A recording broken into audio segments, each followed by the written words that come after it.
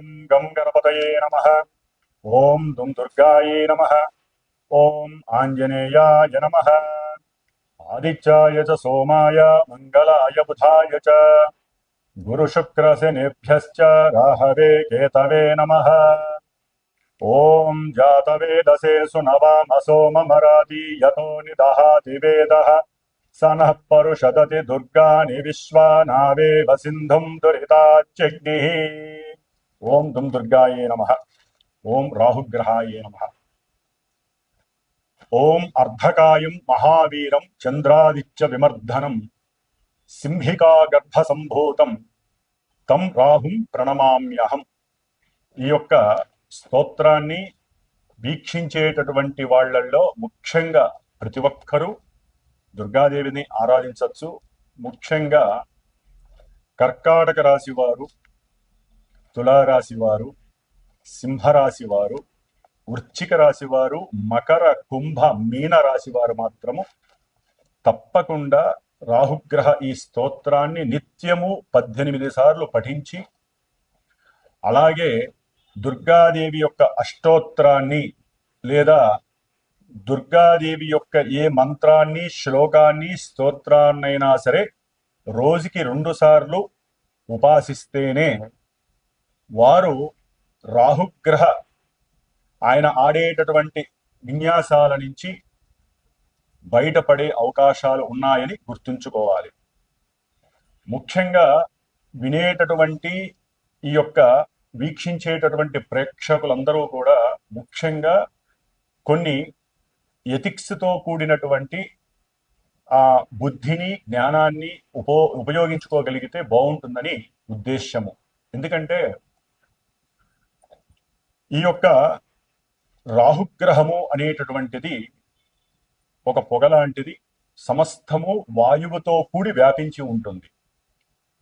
ఎందుకంటే ఇప్పుడు రాహువు కొన్ని నెలల బట్టి వాయు రాశి స్థితిలోనే ఉన్నాడు. అంటే కుంభరాశి అనేటటువంటిది ఆయన యొక్క స్వక్షేత్రము. స్వక్షేత్రగతుడై దాదాపుగా నవంబర్ 22వ తేదీ వరకు కూడా శుభగ్రహ అధిపతి అయినటువంటి గురుగ్రహ నక్షత్రంలో ఉండి తన యొక్క మిత్రుడైనటువంటి శని యొక్క రాశిలో ఉండి ఇరువురి యొక్క ఫలితాలని కూడా బ్యాలెన్స్ చేస్తూ ఇబ్బందులను పెడుతూనే వీళ్ళందరికీ కూడా, ఈ రాశిలో వారందరినీ కొంత రక్షించగలిగేటటువంటి పరిస్థితిని కలిగి ఉన్నాడు ఈ రాహు మహానుభావుడు. ఎందుకంటే మనకి ఉన్నటువంటి నవగ్రహాలలో రాహుగ్రహానికి, కేతుగ్రహానికి కూడా ఉచ్చము, నీచము, అట్లాగే స్వక్షేత్రము, కుంభక్షేత్రము అనేటటువంటివి ఏదో మన ఋషులు కొంతవరకు ఆపాదించారే గాని వీరికంటూ ఒక ఇల్లు లేదు, వీరికంటూ ఒక సంస్థానము లేదు.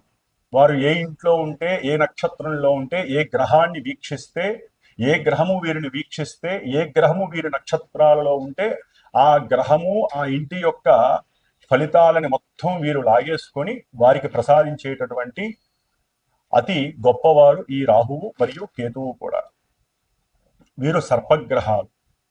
అంటే పూర్వజన్మల్లో కానీ ఈ జన్మల్లో కానీ ఈ రాహుకేతువులకి సంబంధించినటువంటి సర్పదేవత, అంటే అధిష్టాన దేవత సర్పములు వీరిద్దరికీ కూడా.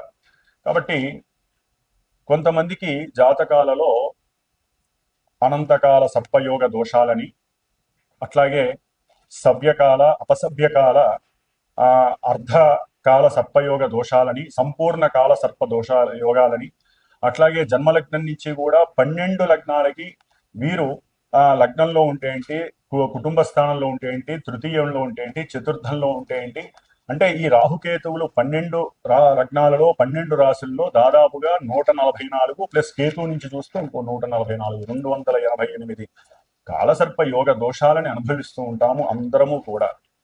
అయితే వీరి యొక్క దశలో, అంతర్దశలో, విదశలో, సూక్ష్మ దశలో, ప్రాణదశలో వచ్చినప్పుడు, గోచారంలో వీరికి ప్రతికూలమైనటువంటి స్థానగతుల్లో ఉన్నప్పుడు మాత్రమే వీరికి అవి ఎక్కువగా ఇబ్బంది పెట్టేటటువంటి పరిస్థితులు ఉన్నాయి. మరి ఇప్పుడు ఇందాక చెప్పినటువంటి రాశుల వారికి అయితే గనక తప్పకుండా ఈ రాహుగ్రహము యొక్క ఇబ్బందులు పడేటటువంటి అవకాశాలు ఎక్కువగా ఉన్నాయి. ముఖ్యంగా ఈ రాహువు వాయుతత్వపు రాశి అయినటువంటి అట్లాగే తన యొక్క సొంత నక్షత్రమైనటువంటి శతభిష నక్షత్రంలోకి ప్రవేశించాడు నవంబర్ 23వ తేదీన.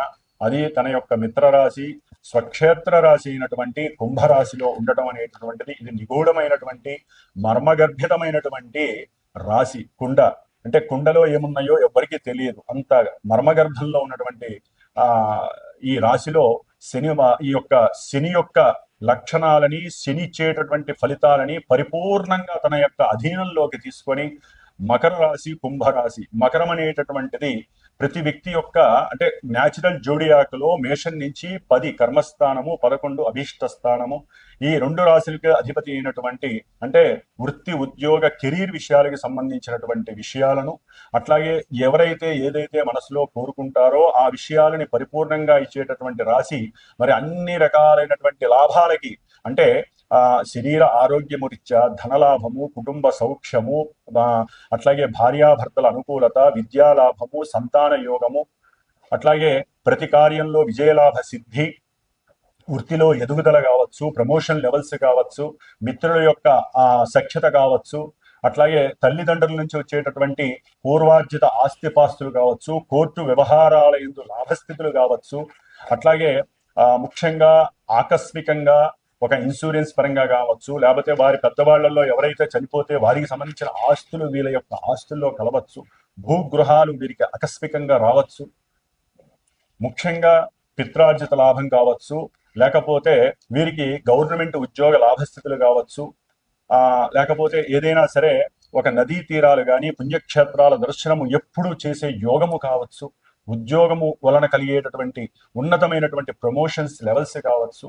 మిత్ర లాభము, సమస్త కార్య లాభసిద్ధి, నష్టాలు కూడా లాభాలుగా మారేటటువంటి అవకాశము. ఇన్ని అవకాశాలు ఇచ్చేటటువంటి మేషాది 12 రాశుల్లో ఈ కుంభరాశి అనేటటువంటిది అభీష్ట స్థాన సిద్ధి కలిగినటువంటి లాభస్థానము. ఈ లాభస్థానంలో రాహువు కొన్ని నెలలుగా ఉన్నాడు. ఆ నెలలుగా ఉండి గురువు యొక్క నక్షత్రంలో ఉండి చాలా వరకు కొంతమందిని సేవ్ చేశాడు. కానీ ఇప్పుడు ఆయన సొంత నక్షత్రంలోకి వచ్చి ఒక్కొక్కల యొక్క అంతు చూసేటటువంటి పరిస్థితి ప్రారంభమవుతుందని చెప్పవచ్చు.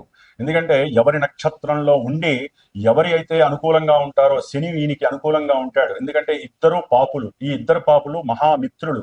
ఆ మిత్రులు ఇద్దరు కూడా ఈ స్థానంలో వారిచ్చేటటువంటి ఫలితాలన్నీ కూడా కర్మ ఫలితాలని తవ్వి చూసేటటువంటి, ఎందుకంటే కుంభరాశి అనేటటువంటిది మామూలుగా వ్యవహారిక భాషలో తవ్వకాలకి అంటే తవ్వితే పురాతన వస్తువులు బయటకు వచ్చినట్టుగా, లేకపోతే నదీ గర్భంలో ఉన్నటువంటి ఎన్నో పెట్రోలు, డీజిల్ ఇలాంటి ఐటమ్స్ కావచ్చు, లేకపోతే లోపల ఉన్నటువంటి ఖనిజాలు కావచ్చు, సంపద కావచ్చు, ఏదైనా సరే మంచి కావచ్చు, లేకపోతే నీళ్ళ లోపల ఉన్నటువంటి చెడుకు సంబంధించినటువంటి వ్యవహారాలు కావచ్చు, నీటి యొక్క ప్రమాదాలు కావచ్చు, ఇలా ఇన్ని విషయాలైతే వాయు సంబంధిత ప్రమాదాలు కావచ్చు, లేకపోతే మనకి ప్రతి రాశికి కొన్ని యొక్క మన దేశంలో కొన్ని రాష్ట్రాలు ఉన్నాయి, ప్రపంచంలో కూడా ఒక్క రాశికి మేషరాశి నుంచి 12 రాశుల్లో కొన్ని దేశాలు కూడా ఉంటాయి. మనకి వాతావరణ జ్యోతిష్యం చూస్తే గనక ఇట్లా అన్నిటి మీద ఈ యొక్క రాహువు యొక్క ప్రచండమైనటువంటి ఉద్రేకభరితమైనటువంటి ఎక్కడా కూడా కాంప్రమైజ్ కానటువంటి స్థితిగతులని మనకి అనుభవంలోకి తెచ్చేటటువంటి గ్రహము ఈ రాహుగ్రహము. దాదాపుగా నవంబర్ 23వ తేదీ నుంచి ఆగస్టు 2వ తేదీ వరకు కూడా దాదాపుగా ఒక 9.5 నెలలు ఆయన ఆడుకునే ఆటలో మనందరము కూడా పావులం అవుతాము. ముఖ్యంగా జన్మజాతకంలో ఎవరికైతే కనుక శనికి సంబంధించినటువంటి నక్షత్రాలు ఉంటాయి కొన్ని, ముఖ్యంగా పుష్యమి నక్షత్రము, అనురాధ నక్షత్రము, ఉత్తరాభద్ర నక్షత్రము, అట్లాగే శనిగ్రహ రాశులు మకరము, కుంభము ఈ రాశులు వారు. అట్లాగే రాహుగ్రహ నక్షత్రాలు ఉంటాయండి, ఆరుద్ర నక్షత్రము, అట్లాగే స్వాతి నక్షత్రము, శతభిష నక్షత్రము, అట్లాగే కుంభరాశి ఆయన ఉన్నటువంటి రాశిగతులు. వీరు ముఖ్యంగా చాలా జాగ్రత్తగా ఉండాలి. ఈ రాశుల్లో ఈ నక్షత్రాల్లో ఉన్నటువంటి అది ముఖ్యంగా సింహరాశి వారైనా సరే, లేకపోతే ఆయన వీక్షిస్తున్నటువంటి రాశుల్లో తులారాశి ఒకటి ఉంది, మిథున రాశి ఉంది, వ్యాపార రాశులు ఈ రెండు కూడా వ్యాపార రాశులు. వాయు సంబంధిత రాశులను చూస్తూ వాయు సంబంధితమైనటువంటి ఆ రాశి అయినటువంటి కుంభరాశిలో రాహు సొంత నక్షత్రంలో ఉండటం అనేటటువంటిది విమానయాన సంస్థల్లో ఎన్నో నూతన ఆవిష్కరణలు, ఎన్నో విశేషమైనటువంటి ఫలితాలు, ఎన్నో కొత్త విషయాలని కనుక్కునేటటువంటి విషయాలు జరిగే అవకాశము ఉంటుంది. అట్లాగే వీటికి సంబంధించినటువంటి ప్రమాదాలు నీళ్ళల్లో అంటే ఏదైనా ఈ యొక్క వాయు సంబంధితమైనటువంటి డ్రోన్స్ కావచ్చు, వాటి పరంగా ఇబ్బందులు కావచ్చు, విమానాలు, క్షిపణులు, రాకెట్లు ఇవన్నీ కూడా సముద్రంలో పడిపోయేటటువంటి అవకాశాలు అంటే కొన్ని విపరీతమైనటువంటి ప్రమాదాలు కలగడానికి కూడా అవకాశం ఉంటుంది. ముఖ్యంగా వ్యాపార సంబంధించినటువంటి పెద్ద పెద్ద పారిశ్రామికవేత్తలు కావచ్చు, వాటిల్లో పనిచేసేటటువంటి పెద్ద పెద్ద పోస్టుల్లో ఉన్నటువంటి ఉద్యోగస్తులు కావచ్చు, ముఖ్యంగా రాజకీయ రంగంలో ఉన్నటువంటి మంత్రులు, ప్రధానమంత్రి కావచ్చు, లేకపోతే మంత్రులు కావచ్చు, ప్రపంచవ్యాప్తంగా చెప్తున్నానండి, దేశవ్యాప్తంగా అయినా సరే ప్రధాన మంత్రులు, ముఖ్యమంత్రులు, పోర్ట్ఫోలియోస్ కలిగినటువంటి పెద్ద పెద్ద మంత్రులు ఎవరైనా సరే ఈ రాహుకి దాసోహం అనాల్సిందే. ఎవరైనా సరే ఏమాత్రం ఇబ్బందులు కలిగినా వెంటనే దుర్గాదేవికి సంబంధించినటువంటి ఎన్నో రకాల కార్యక్రమాలు చేస్తూ వారిని కాపాడుకుంటూ దేశాలను కాపాడుకునేటటువంటి పరిస్థితి కలుగుతోంది. అట్లాగే డిజిటల్ రంగంలో కొత్త ఆవిష్కరణలు కలగడానికి అవకాశం ఉంది.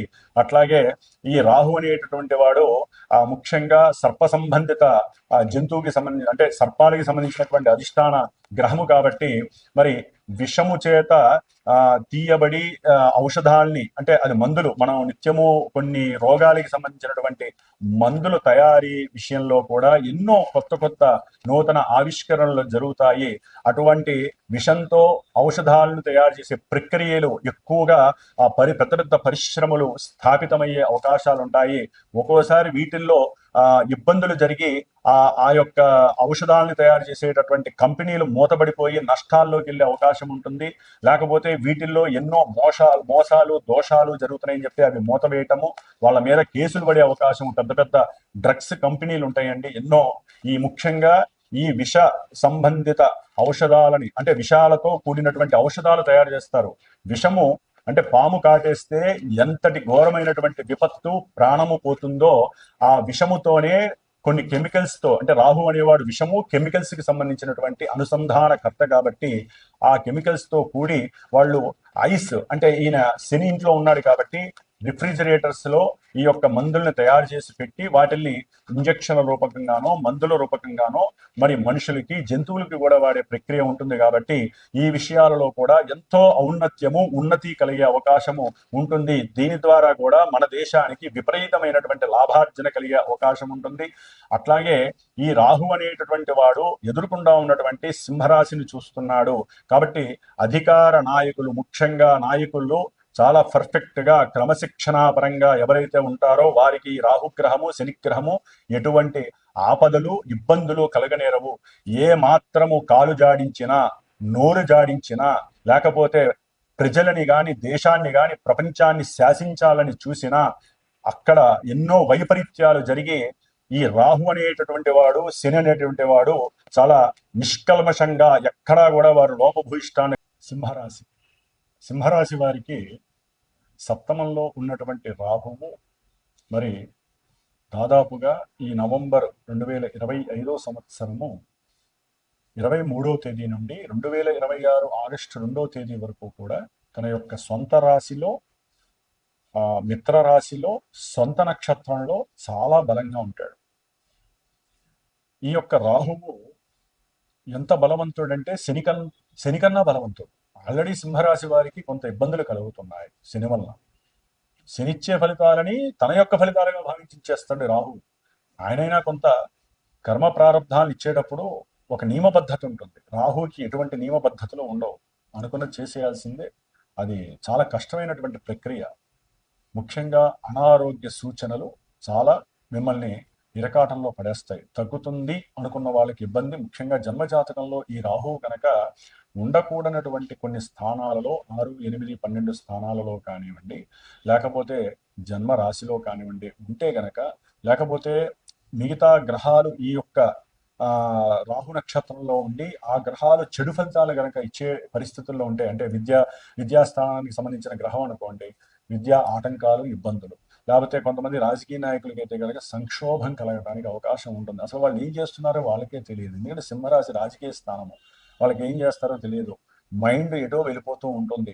దేనికో భయపడతారు. ఆ భయానికి అర్థము పర్థము ఉండదు. ఇక్కడి నుంచి అక్కడికి జంప్ చేయాలి, ఇక్కడి నుంచి అక్కడికి జంప్ చేయాలనే ఆలోచనలో ఉంటారు. ఉన్నది పోయే ఉంచుకున్నది పోయే. డబ్బు ఉండొచ్చు, లేకపోతే 10 రూపాయలు ఇస్తే 10 మంది మీ వెనకాల ఉండొచ్చు, కానీ కొన్ని కోట్ల మంది యొక్క మానసిక పరిస్థితి మీరు గెలవలేరు. ఇప్పుడు మీరు నిలకడగా ఉండొచ్చు, కానీ భవిష్యత్తు ఈ రాహు మిమ్మల్ని శాసిస్తాడు. సాధ్యమైనంత వరకు ఆయన ఈ నక్షత్రంలో ఉండి ఈ రాజకీయ నాయకులని ముప్పు తిప్పలు పెట్టే పరిస్థితి ఉండే అవకాశం ఉంటుంది. ఎన్నో ఐటీ రైట్స్ జరిగి మీకు ఉన్నటువంటి ధనలాభాలన్నీ కూడా మరి పడేస్తాడు, ఇబ్బంది పెడతాడు. అట్లాగే శత్రు రోగ రుణ వృద్ధులు ఎక్కువగా అవుతాయి. వ్యాపారంలో ఎటువంటి పరిస్థితుల్లోనైనా సరే భాగస్వామ్యానికి సంబంధించిన భార్యాభర్తల మధ్య కావచ్చు, వ్యాపార స్థానాల్లో కావచ్చు, సంతాన విషయంలో కావచ్చు, తండ్రి యొక్క ఆ అనుకూలతలు కావచ్చు, చాలా వరకు మీరు మిస్ అయ్యే పరిస్థితులు అయితే కనిపిస్తున్నాయి. వ్యాపారంలో అయితే కనుక మీరు నమ్మిన వాళ్ళే శత్రు అవుతారు, నమ్మిన వాళ్ళే మోసం చేసే పరిస్థితి కలుగుతుంది. కోర్టు వ్యవహారాదుల్లో కూడా అవతల వ్యక్తి గెలవడానికి ఎక్కువగా కష్టపడతాడు. మీ దగ్గర డబ్బున్నా పరపతున్నా ఎన్ని రకాల బలగం ఉన్నా సరే ఎక్కడో తెలియని ఇబ్బంది, ఒక రకంగా మీ జాతకంలో కనుక రాహువో ఎవరో ఒకళ్ళు శని గాని పరిపాలిస్తున్నట్లయితే కనుక కంపల్సరీ ఎఫెక్షన్ మీ మీద పడి, మీ జాతకంలో కనుక ఎక్కడైనా సరే నెగిటివ్ ఎఫెక్ట్స్ కి సంబంధించినటువంటి పరిస్థితులు కనుక గడుస్తున్నట్లయితే ఆ యొక్క దశాంతర దశలు మిమ్మల్ని ఇప్పుడు ముప్పేట ఇబ్బంది పెట్టాయని మాత్రం గుర్తుంచుకోవాలి. కాబట్టి సింహరాశి వారు తప్పనిసరిగా అంగారక స్తోత్రాన్ని, అదే ముఖ్యంగా ఈ యొక్క రాహుకేతువులకి సంబంధించినటువంటి కుజగ్రహ స్తోత్రాన్ని ఎక్కువగా ధ్యానించండి. మంగళ చండికా స్తోత్రాన్ని నిత్యము ఆరాధన చేయండి. మాలాంటి గురువుల చేత దుర్గా సూక్త జపాలని, అట్లాగే స్ఫటికలింగేశ్వరుడికి అభిషేకాలు 18 రోజులు, అమావాస్య 8 అమావాస్యలైనా సరే తప్పనిసరిగా చండీ హోమాలు. కొంతమంది పెద్ద పెద్ద వ్యవస్థల్లో ఉన్న వాళ్ళకి సమస్యలు అధికంగా ఉంటే కనుక భగలాముఖి, ప్రత్యంగిర, లేకపోతే వనదుర్గ, ఇటువంటి మహా దివ్య పవిత్రమైనటువంటి అవతల వ్యక్తుల్ని ఎటువంటి వాళ్ళైనా సరే మన మీద ఎన్ని ప్రయోగాలు చేస్తున్నా వాటన్నిటిని తిప్పగొట్టగలిగేటటువంటి దశమహావిద్యల్లో ఇవి చాలా అతి ముఖ్యమైనటువంటివి. అట్లాగే ఏదైనా ఒక అమ్మవారి క్షేత్రంలో ఒక 3 రాత్రులు నిద్ర చేయండి, చాలా వరకు మీకు ఉపశమనం కలుగుతుంది. ఎప్పుడైనా సరే ఓం దుర్గాయ నమః, ఓం దుర్గాయ నమః నిత్యము దుర్గాష్టోత్తర శతనామం చేయండి. మీకు అన్ని విధాల శుభం జరగడానికి మీరు మిమ్మల్ని సంస్కరించుకోండి. తప్పకుండా తపాదులు, అభిషేకాదులు, హోమాల్లో కంపల్సరీ పాల్గొనండి. మన యొక్క ధర్మం అది. ఎవరు ఎన్ననుకున్నా ఆ ధర్మాన్ని మనం సంపాదించిన 10 రూపాయలు ఒక 10 రూపాయలు, ఒక రూపాయినైనా ఖర్చు పెట్టుకొని మనల్ని మనం ఉద్ధరించుకుంటూ మనకు వచ్చే కష్టాలని నష్టాలని నివృత్తి చేసుకునే ప్రక్రియ చేయాలి. కానీ ఎవరో ఏదో అనుకుంటారని, కొంతమంది విస్మరిస్తున్నారని మన ధర్మాన్ని మనం విక్రించకూడదు. మన ధర్మంలో ఉన్నటువంటి అసలైనటువంటి విశేషము ముఖ్యంగా మన యొక్క భరతఖండంలో ఏంటంటే ప్రతినిత్యము జరిగేటటువంటి పూజలు పురస్కారాల వల్లనే మన ఇండియా అనేటటువంటిది అది పవిత్రంగా ఇంకా నిలబడగలిగి ఉంది. కట్టు బొట్లు, అట్లాగే మనకు ఉన్నటువంటి సాంప్రదాయము, సత్సాంప్రదాయాలు, ఇవన్నీ కూడా ఆచారాలు మన యొక్క ఇండియాలో ఉన్నటువంటి వాళ్ళందరినీ ఏ దేశం వెళ్ళినా కూడా ఆ స్థాయిలో నిలబెడుతున్నాయని చెప్పి గుర్తుంచుకోండి. ఓం దుర్గాయే నమో నమః.